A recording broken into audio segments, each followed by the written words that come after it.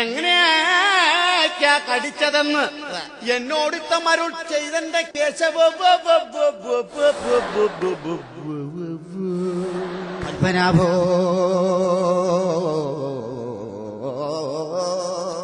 എന്തോ ഞാൻ ഇന്നലെ വായനയും കഴിഞ്ഞ് പടിഞ്ഞാറോട്ട് പോകുമ്പോൾ